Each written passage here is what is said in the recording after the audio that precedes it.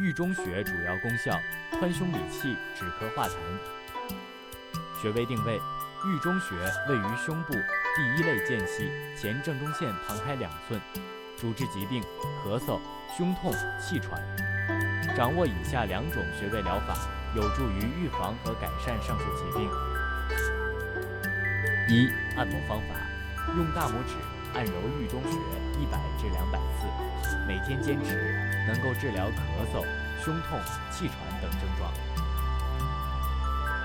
2. 艾灸方法：准备一个打火机，一根艾条，用打火机将艾条点燃，用艾条温和灸5至20分钟，每日1次，可改善心痛、咳嗽痰多等疾病。操作完毕。